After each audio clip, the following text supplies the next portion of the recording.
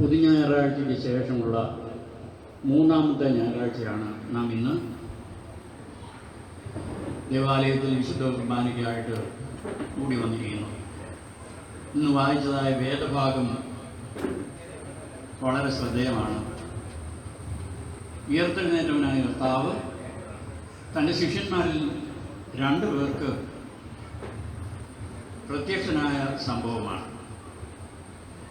ഈ കർത്താവിൻ്റെ ഉയർപ്പിന് ശേഷമുള്ള ഞായറാഴ്ചകളിലൊക്കെയും താൻ ഉയർത്തെഴുന്നേറ്റ് തൻ്റെ ശിഷ്യന്മാർക്കും മറ്റുള്ളവർക്കൊക്കെയും പല അവസരങ്ങളിലായി പല സന്ദർഭങ്ങളിലായി പ്രത്യക്ഷപ്പെട്ടതായ സംഭവങ്ങളെയാണ് സ്മരിക്കുന്നത്. ഇന്നത്തെ സംഭവം യെരുശലേമിൽ നിന്ന്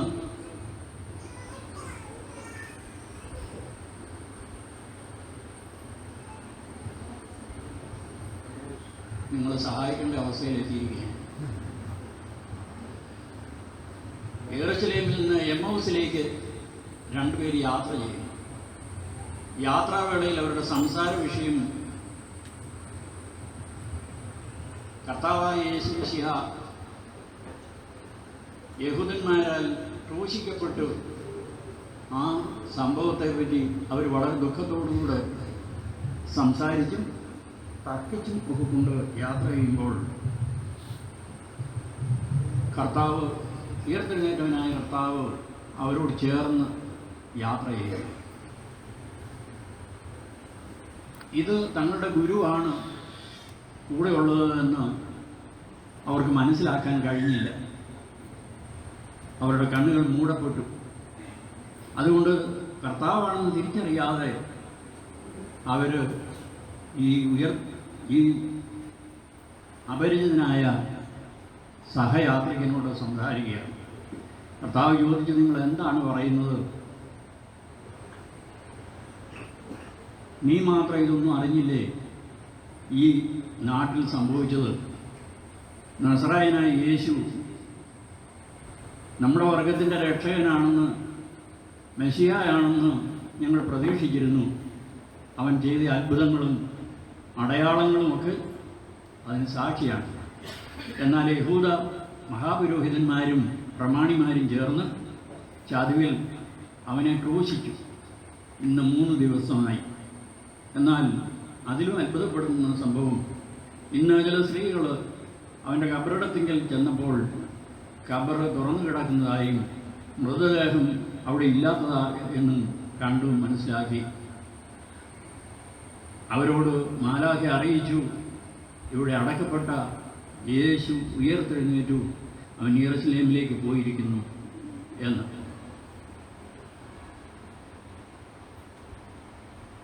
ഇത് കേട്ട് കർത്താവ് അവരോട് ചോദിക്കുന്നു, മെശിഹ വരുമെന്നും അവൻ പീഡിപ്പിക്കപ്പെടുമെന്നും അവൻ ഉയർത്തെഴുന്നേറ്റ്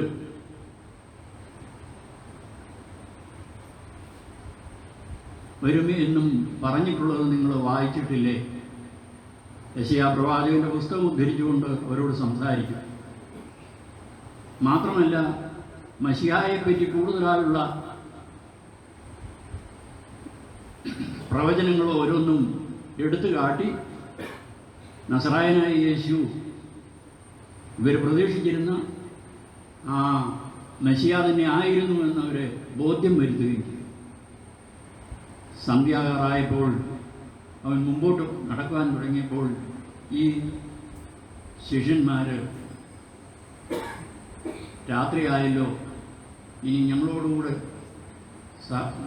താമസിക്കുക എന്ന് അവരുടെ താമസ സ്ഥലത്തേക്ക് അദ്ദേഹത്തെ ക്ഷണിച്ചു. ക്ഷണം സ്വീകരിച്ച് അവരോടൊപ്പം പോയി താമസിച്ചു. അവിടെ വെച്ച് കർത്താവ് അവർക്ക് അപ്പം എടുത്ത് വാഴ്ത്തി ശുദ്ധീകരിച്ചു അവർക്ക് കൊടുത്തു. അപ്പം വായിൽ കിട്ടിയപ്പോഴാണ് അവരുടെ കണ്ണ് തുറന്നത്.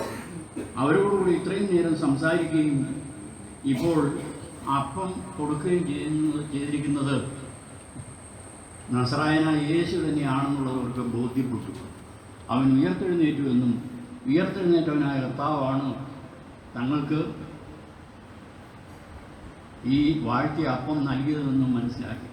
താൻ ജീവിച്ചു ചെന്നപ്പോൾ അവരോട് പറഞ്ഞിട്ടുണ്ട്, ഞാൻ ജീവൻ്റെ അപ്പമാകുന്നു, എന്നെ ഭക്ഷിക്കുന്നവൻ മരിച്ചാലും ജീവിക്കും എന്നും. നിങ്ങളുടെ പിതാക്കന്മാർ മരുഭൂമിയിൽ വെച്ച് മന്ന ഭക്ഷിച്ചു, പക്ഷെ അവർ എല്ലാം മരിച്ചുപോയി. ആ മരുഭൂമിയിൽ വെച്ച് തന്നെ അവർ മരിച്ചടക്കപ്പെട്ടു. എന്നാൽ ഈ അപ്പം തിന്നുന്നവനോ എന്നാളും ജീവിക്കും. എൻ്റെ ശരീരം ഭക്ഷണവും എൻ്റെ രക്തം മാംസവുമാകുന്നു, അത് നിങ്ങൾ വാങ്ങി ഭക്ഷിപ്പീൻ. ഇത് ഒരവസരത്തിൽ തൻ്റെ ശിഷ്യന്മാരോട് പറഞ്ഞപ്പോൾ ഇത് കേട്ട യഹൂദന്മാർക്ക് അത് വിശ്വസിക്കാൻ സാധിച്ചില്ല. ഇവൻ എങ്ങനെയാണ്, ഇവന് ഈ യോസേഫിൻ്റെയും മറിയയുടെയും മകനല്ലേ, ഇവൻ്റെ സഹോദരന്മാരും സഹോദരിമാരും ഒക്കെ നമ്മുടെ കൂടെ ഇല്ലേ, പിന്നെ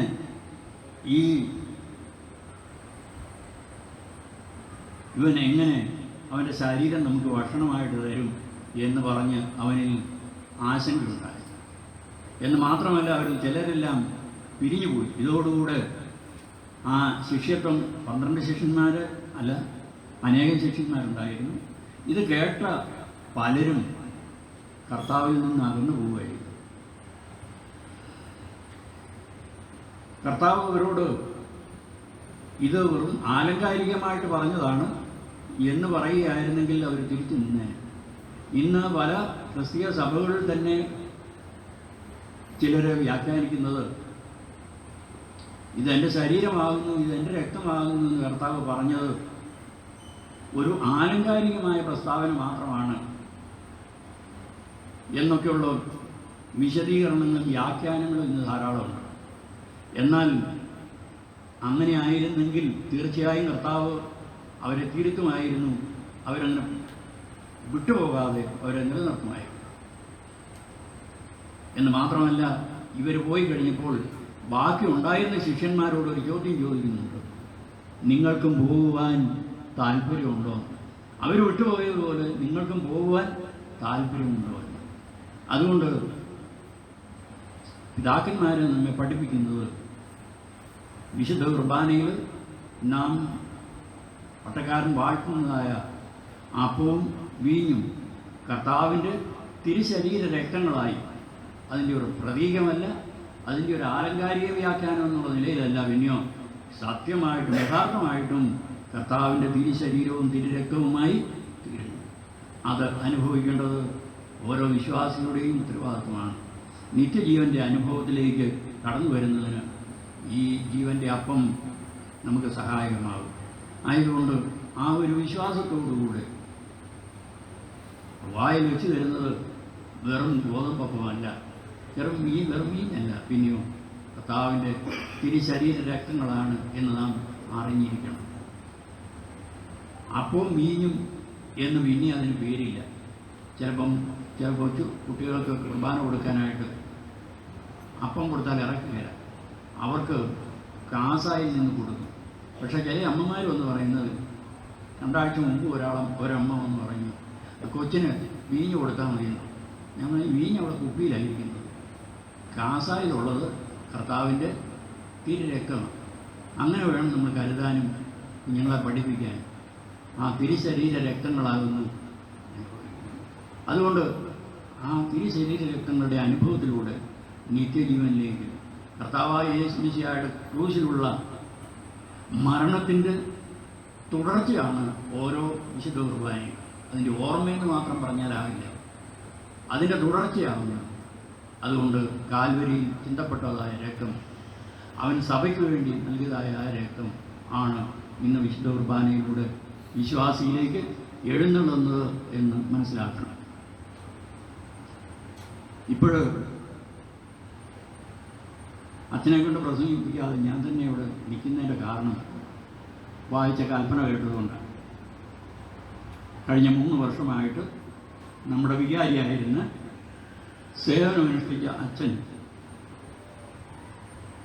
അടുത്ത 2 ഞായറാഴ്ചകളും കൂടെ മാത്രമേ ഇനി ഇവിടെ വികാരിയായിരിക്കുകയുള്ളൂ. അതിനുശേഷം വേറെ ദേവാലയത്തിലേക്ക് ട്രാൻസ്ഫർ ആവുകയാണ്. അച്ഛന് പോകുന്ന ആ സമയത്ത് പതിവ് പോലെ നമ്മൾ യാത്രയൊക്കെ നൽകും. പക്ഷേ എനിക്ക് ആ യാത്രയിൽ പങ്കെടുക്കാൻ സാധിക്കുന്നില്ലല്ലോ എന്നൊരു ദുഃഖമുണ്ട്. നാളെ വൈകിട്ട് ഞാൻ അമേരിക്കയ്ക്ക് ഒരു സന്ദർശനം നടത്തുന്നു. വർഷങ്ങളായിട്ട് ആഗ്രഹിച്ചിരുന്ന എൻ്റെ ഒരാഗ്രഹം അത് എങ്ങനെയോ യാദൃശ്യമായിട്ട് ഈ നാളെയാണ്. അതിനും വേറൊരു പശ്ചാത്തലം കൂടിയുണ്ട്. എനിക്ക് പട്ടം തന്നത് നരിമറ്റത്തിൽ യൂഹാനന്മാർ സേവേറിയോസ് എന്നറിയപ്പെടുന്ന തിരുമേനിയാണ്. തിരുമേനി അന്ന് നമ്മൾ കൊച്ചു പള്ളിയും ആ പള്ളിക്ക് ഒരു ചെറിയ ഒരു കട്ടിൽ ഇടാനുള്ള ഇടയുള്ള ഒരു മുറിയായിരുന്നു നമുക്കുണ്ടായിരുന്നു. ഇവിടുത്തെ പരിമിതിയെപ്പറ്റി പറഞ്ഞപ്പോൾ തിരുമേനി പറഞ്ഞു എനിക്ക് അതൊക്കെ ധാരാളം മതി എന്ന് പറഞ്ഞ് തിരുമേനി തലേദിവസം വൈകിട്ട് തന്നെ ഇവിടെ വന്ന് താമസിക്കും. അതും എനിക്ക് പൂർണ്ണ ഷമ്മാശപട്ടം തന്നത് മെയ് 16-ാം തീയതി ദേവലോകത്ത് വെച്ച് പൂർണ്ണ ഷമ്മാശപട്ടം തന്നിട്ട് എന്നെ കൂടെ കൂട്ടി തിരുമേനി നേരെ ഇങ്ങോട്ട് പള്ളിയിലോട്ട് പോരുകയായിരുന്നു. ഇവിടെ വന്ന് അന്നും 17-ാം തീയതി ശനിയാഴ്ചയായിരുന്നു. ശനിയാഴ്ച ഇവിടെ വെച്ച് പട്ടം കൂടെ ശുശ്രൂഷ നടത്തി.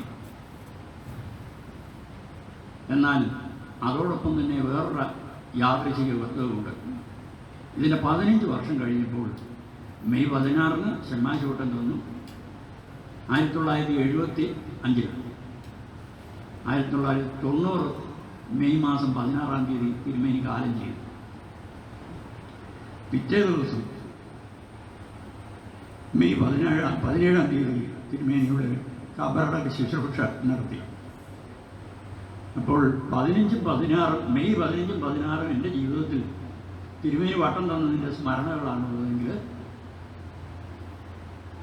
അതിൻ്റെ 15-ാം വാർഷികം തിരുമേനി കാലം ചെയ്യുകയും ശവസംസ്കാരം നടത്തുകയും ചെയ്തതിൻ്റെതാണ്. തിരുമേനി ഏറെ സ്നേഹിച്ചിരുന്ന ഒരിടവയായിരുന്നു ഇത് എന്നുള്ളതറിയാം. ഇപ്പോൾ കുർബാനമതിയെ ധൂപപ്രാർത്ഥന നടത്തി തിരുമേനിയുടെ ആത്മാവിന് വേണ്ടി നമുക്ക് പ്രാർത്ഥിക്കാം. നമ്മുടെ ഓരോ വർഷങ്ങളിലുമുള്ളതായ അഭിവൃദ്ധി ഇതുപോലുള്ള പിതാക്കന്മാരുടെ നല്ല പ്രാർത്ഥനകൾ കൊണ്ടാണ് എന്ന് കൂടെ ഓർമ്മിപ്പിക്കാം. എനിക്ക് വർഷങ്ങളായിട്ടുള്ള ഒരാഗ്രഹമായിരുന്നു ഈ അമേരിക്ക എങ്ങനെ ഇരിക്കുന്നു എന്ന് കാണാൻ. YS സെമിനാരിൽ നിന്ന് പഠിത്തം കഴിഞ്ഞ് എൻ്റെ ആഗ്രഹം അമേരിക്കയിൽ പോയി പഠിക്കണമെന്നായിരുന്നു. അതിനുവേണ്ടി അപേക്ഷ അയച്ചു. എനിക്കൊരു സെമിനാറിൽ MRE കോഴ്സിന് അഡ്മിഷൻ സ്കോളർഷിപ്പ് ഒക്കെ കിട്ടി. പക്ഷേ പോകാൻ സാധിച്ചില്ല. കാരണം യാത്ര ചെലവ് മുഴുവനായിട്ടും ഞാൻ തന്നെ വഹിക്കണം. അന്ന് 5000 രൂപയാണ് പ്ലെയിൻ ടിക്കറ്റ്. അത് വേണമെങ്കിൽ കടം വാങ്ങിക്കണം. അങ്ങനെ കടം വാങ്ങിച്ച് ഈ കോഴ്സിന് പോയാൽ 1 വർഷം കഴിഞ്ഞ് തിരിച്ച് വീട്ടിൽ വരും. MTHനാണെങ്കിൽ 3 വർഷമുണ്ട്. ഈ MRE കോഴ്സ് എന്ന് പറയുന്നത് അത്ര വലിയ ആകർഷകമായ ഒന്നല്ല. അതുകൊണ്ട് എന്ത് ചെയ്യണം? കിട്ടിയതിന് പോയി പഠിക്കണോ അതോ തൽക്കാലം വേണ്ടത് വയ്ക്കണോ എന്നുള്ള ഒരു സംശയം മനസ്സിൽ ഇങ്ങനെ കിടക്കും. അങ്ങനെ കിടക്കുന്ന സമയത്ത് എൻ്റെ ഒരു സ്നേഹിതനായ ഷമ്മാസൻ എന്നോട് ചോദിച്ചു, ഷമ്മാസൻ എന്തിനാ ഈ അമേരിക്കയ്ക്ക് പോകണം ഇത്ര പൂതിയല്ല? അന്ന് അമേരിക്ക എന്ന് പറഞ്ഞാൽ ഇപ്പോഴത്തെ നമ്മുടെ നാടിനെ കഴിഞ്ഞും അതപ്പൊതിച്ചതായിരുന്നു, എല്ലാവർക്കും അറിയാം. എൻ്റെ പിതാവിനോട് ഒരാളൊന്ന് ചോദിക്കുന്നു ഞാൻ കേട്ടു, ഈ കല്യാണം കഴിക്കാത്ത ഷമ്മാസനെയൊക്കെ അമേരിക്കയ്ക്ക് വിടുന്നത് എന്തിനാണ്? കാരണം തിരിച്ചു വരുമ്പോൾ ഒരു നേഴ്സ് കൂടെ കാണും. ഇവിടുന്ന് സന്യാസിയാകണമെന്ന് നിശ്ചയിച്ച് അമ്മ നേരത്തെ നടന്ന് വിട്ട ചിലരൊക്കെ അവിടെ ചെന്ന് കഴിഞ്ഞ് തിരിച്ചു വന്നത് അങ്ങനെ ആ പതിവുള്ളത് കൊണ്ടാണ് അങ്ങനെ ചോദിച്ചത്. അതുകൊണ്ട് ഞാൻ ആത്മാർത്ഥമായിട്ട് പ്രാർത്ഥിച്ചു, ദൈവമേ സഭയ്ക്കും വീടിനും ഒക്കെ പ്രയോജനമില്ലാത്തവനായി പോവുകയാണെങ്കിൽ എന്നെ അങ്ങോട്ട് വിടരുതേ എന്ന് പ്രാർത്ഥിച്ചു. ആ പ്രാർത്ഥനയെ ദൈവം കേട്ടത്. വേറൊരു വഴി തെളിച്ചു തന്നു. അത് അച്ഛന്മാച്ചൻ്റെ വാക്കുകൾ. അച്ഛന്മാച്ചനോട് ചോദിച്ചു, അന്ന് ഞാൻ MD സ്കൂളിലെ ബോർഡിംഗ് മാഷ്, സ്കൂളിൽ മറ്റു വിഷയങ്ങളെക്കാൾ ഏറ്റവും ഡിമാൻഡുള്ളത് കണക്കും സയൻസുമാണ്. എൻ്റെ ഡിഗ്രിയുടെ വിഷയം അതാണ്, മെയിൻ ഫിസിക്സും സബ് കണക്കുമായിട്ടാണ് എടുത്തത്. അതുകൊണ്ട് BEd കഴിഞ്ഞ് വന്നാൽ ഉടനെ ജോലി കിട്ടും. ഈ നാട്ടിൽ ഒരു അധ്യാപക ജോലി ഉണ്ട് എങ്കിൽ അതിനേക്കാൾ വലുതൊന്നും അല്ല അവിടുത്തേത് എന്ന് എന്നെ ഉപദേശിച്ചത് ആ ഷമ്മാസനായിരുന്നു. അദ്ദേഹത്തിന് ശേഷം BEd ഒന്നും ഇല്ലായിരുന്നുകൊണ്ട് അമേരിക്കയ്ക്ക് പോയി. അവിടെ വെച്ച് ഒരു 2 മാസം മുമ്പ് മരിക്കുകയും ചെയ്തു. അപ്പോൾ ഷമ്മാസിൻ്റെ വാക്കുകളും അന്ന് MD സെമിനാറിലുണ്ടായിരുന്ന ചില അച്ഛന്മാരുമൊക്കെ പറഞ്ഞതനുസരിച്ചാണ് ഞാൻ BEdന് പോകാൻ തീരുമാനിച്ചത്. എൻ്റെ വഴി വേറൊരു തരത്തിലായി. അച്ഛൻ്റെ യാത്രയെ പറ്റിയാണ് പറയാൻ തുടങ്ങി. ഇടയ്ക്ക് എൻ്റെ യാത്ര മുടങ്ങിയതിനെ പറ്റി ആയിപ്പോയി. അതുകൊണ്ട് ഇപ്പോഴും അച്ഛന് യാത്രയേക്ക് കൊടുക്കുന്ന സമയത്ത് ഞാനിവിടെ ഇല്ല എന്നുള്ളൊരു സങ്കടമുണ്ട്. അതുകൊണ്ട് യാത്രയേക്കിന് പറയാനുള്ള പ്രസംഗം ഇപ്പോൾ യാത്രയേക്കിൻ്റെ ഉദ്ഘാടന പ്രസംഗമായിട്ട് ഞാനൊന്ന് നടത്തി കഴിയുന്നത്. ഇടയ്ക്ക് വഴിതെറ്റിപ്പോ എന്നുള്ളത്. അതുകൊണ്ട് അതെ, ഈ അച്ഛനെ ഒരു 9 വയസ്സുള്ളപ്പോൾ മുതലേ എനിക്കറിയാം. ഞാൻ പഠിപ്പിച്ചിരുന്ന TMU UPSൽ അച്ഛൻ്റെ പിതാവിനെ കയ്യെ പിടിച്ചുകൊണ്ട് 9 വയസ്സുള്ള കൊച്ചിനെയും കൊണ്ട് ആ സ്കൂളിൽ ചേർക്കാനായിട്ട് വന്ന സമയം മുതൽ എനിക്ക് അച്ഛനെ അറിയാം. അന്നും ഇന്നത്തെ പോലെ വളരെ സിമ്പിളായി നല്ലൊരു മുഖപ്രസന്നതയോടുകൂടെ അടുത്ത് വരുന്ന പയ്യനെ ഞാൻ ഓർക്കുന്നു. ഒരു കാര്യത്തിനും വഴക്ക് പറയുകയോ അടിക്കുകയോ ഒന്നും ചെയ്തായിട്ട് ഞാൻ ഓർക്കുന്നില്ല.